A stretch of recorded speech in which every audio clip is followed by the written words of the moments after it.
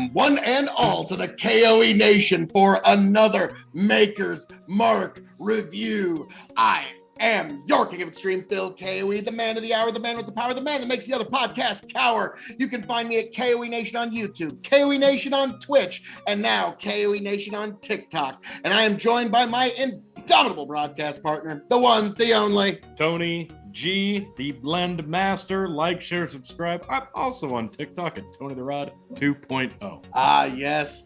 And this is a bottle I think it's fair to say, Tony, you've been looking forward to a little bit. Yeah, I'm eager to get into this. Now, for those, if you're at all a fan of this channel, you know we're pretty big fans of Maker's Mark. Very good stuff. And 46 is delectable, but I've always thought, gosh, it could just be almost just a little bit better. And by golly, they went ahead and did it with a cask strength option. So yes, we've got, let's see, Maker's Mark Stave Profile number 46, cask strength Kentucky straight bourbon whiskey, barrel finished with oak staves, 375 milliliters, 110.3 proof, 55.15 alcohol by volume. All right. The back reads, Maker's Mark 46 starts with fully aged Maker's Mark. We then add 10 French oak staves to each barrel and place it in our limestone cellar for an extra aging process. Distill, aged, bottled by the Maker's Mark Distilling Incorporated, Star Hill Farms, Laredo, Kentucky, USA. I think you can stop there and pour the fucking booze, Phil. You think I'm trying to? I think you're trying to, stretch it out a little bit, T? I think you are. I don't like it. This is the funnest part when you get it just, because it's just like inch by inch, moment by moment, motion by motion. Now, hang on. Let's see how this cork comes. A+. Love it. Maker's does usually. 46 is some of the smoothest bourbon you can get. It is just delicious. And it's almost too smooth because you can just sip on that and not even realize how much you have ingested. So I'm thinking maybe with a higher proof with the same juice might be perfection. Oh, God. Oh, she smells strong, but in a good way. I'm getting a... It's like the kind of strawberry you'd get from like a really thick candy, or like almost one of those like a spray of some kind, like an aerosol spray with a strawberry in it. Yeah, okay, I can see that. I'm thinking like there's a texture there, like a clay. I could see it. That's not what I'm getting. No, it's not. I don't know why. There's a secondary texture in the smell. Yeah. Now, Tony. Is this one you've been waiting for? It is. I love 46. It's so smooth. So I am so eager.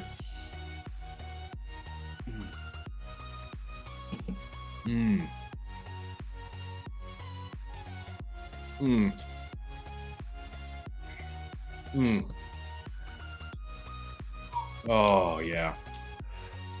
Oh, and there's that oak on the end. Oh, you're getting a lot of copper. Like there, yeah. Okay, there like at the end. That very typical, yes, the characteristic, almost trademark Maker's Mark copper. Yep. This is really there. That comes through. That's nice. I like that. Not a lot of fruit. There's some oak I was thinking more like a cherry in the middle there. Maybe a little, but not much. This is a lot of oak, very metallic, very copperish. Like imagine like almost having like a copper penny in your mouth. There is more fruit on the front on the second go. Slight, not brown sugar, but baking spice. I was thinking like an apple cinnamon on the very front, and then you're right at the end. You get a lot of that. Very copper, that French oak, and that very copper. baking spice. Very yeah. This is right up your alley. Yeah, no, this is marvelous. Boy, marvelous. So we're gonna come to the part where this is gonna be difficult. The grading. Now we're gonna grade this on a few scales. We're gonna grade this on a 5-star scale, for those who do not know. 0 meaning pass it on by, the K.O.E. Nation has advised you well. 5 meaning you must have it before you shuffle off this mortal coil. So, as first as a Maker's Mark, Tony, because we've had a couple of them. On a 5-star scale, what would you give this as a Maker's Mark? As a Maker's Mark, I'm gonna give this a.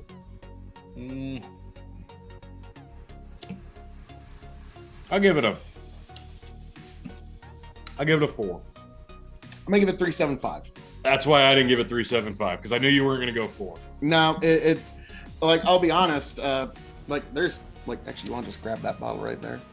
Oh. Like, this is my 5-star Maker's Mark, FAEO1. I'm just gonna put that right there. I'm sure the folks at Maker's Mark will be like, no, don't, please. But yeah, this is my numero uno for Maker's Mark. But yeah, I'm gonna give this 3.75. But now we move on to the actual ratings.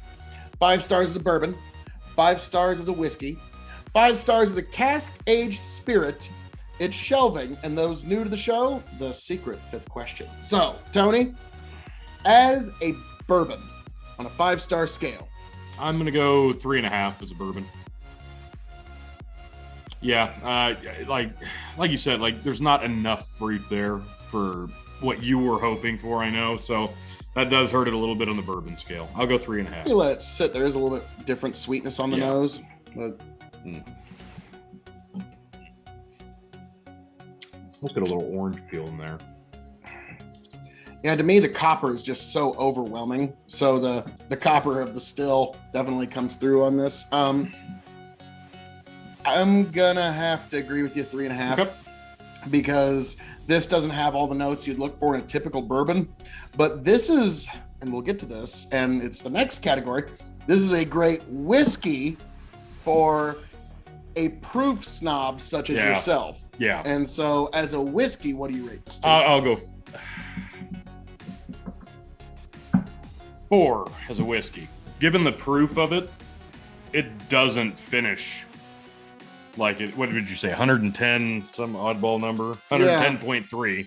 Yeah. It does not finish as 110 I'll proof. give you that. It's got a little bit of a bite, and yeah, it's got a bit of a rough finish, but it doesn't feel like 110 proof. So I think in that regard, yeah, that's fair. Yeah, I'm gonna go just a little bit more and give 3.75 as a whiskey. You could mix well with it. It could do a lot of things. I think this would shine on the rocks. I think this would. I bet that, it would honestly, cut all the flavors, but these are all flavors that could be cut and still survive. It might open up a little bit too. Possibly. Now, as a cask aged spirit, putting it up against all the rums, all tequilas, cognacs, armagnacs, every kind of Scotch whiskey, anything you can think of that was aged in a cask. I'll go 3.75. Wow, 3.75, huh? Yeah. He likes it, folks. I do. I really like it, but it needs a little bit more depth. Like with the Maker's 46 standard, it's very sweet, it's very smooth, it's very delectable. It's like a dessert whiskey. I can see why they water it to the point that they do. I do, but that's why I was thinking with the ice. Entirely different flavors. So yeah, with the ice, I think that this would open up tenfold with the ice, given what 46 does. So yeah, I do want to try that, but yeah, I like it, but it does need a little bit more in the middle there. I can see that. That's why I'm going to give it 3.25. I know you and I are not going to agree on this, but that's what I'm going up for. 3.25 as a cask aged spirit. Now, yeah, that's understandable. It's shelving, T. Easy middle shelf. This is not bottom shelf juice at all.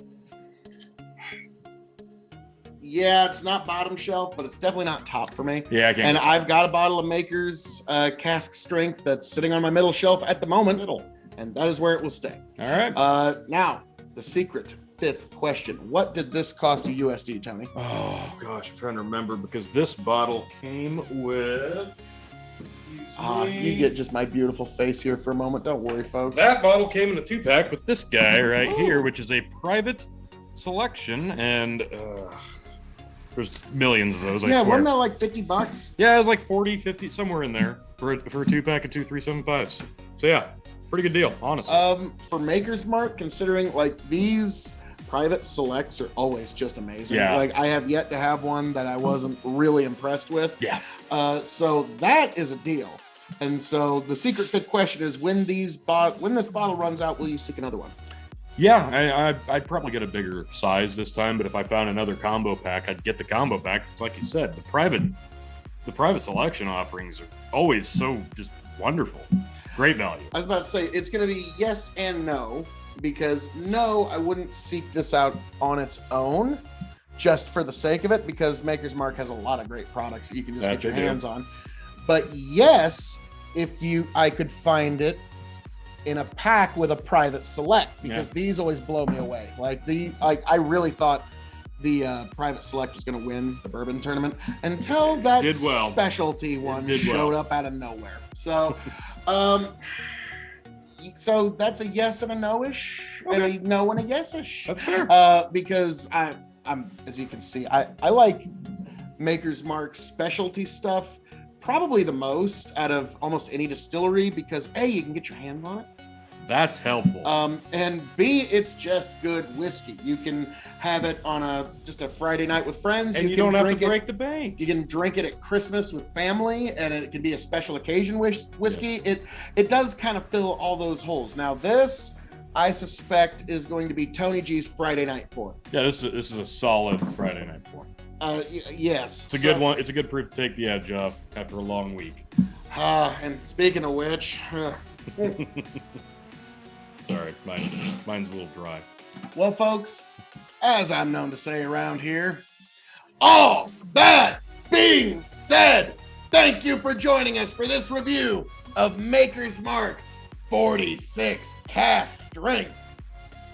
Good stuff, man. Oh, yes. I am your King of Extreme, Phil K.O.E., the man of the hour, the man with the power, the man makes the other podcast cower, signing off and handing it off to my indomitable broadcast partner, the one, the only, Tony, the Blend Master G. Like, share, subscribe, and thanks for stopping in.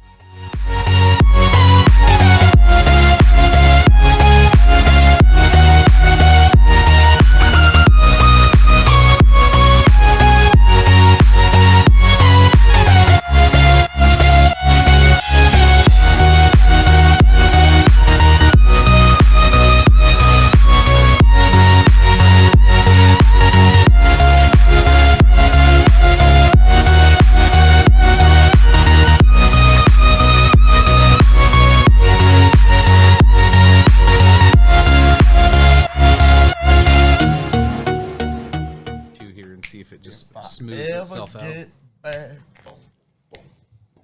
tell you what I'll do if I ever get back. I promise to refabricate you, raging rivers of gold. That's what the brochure advertised.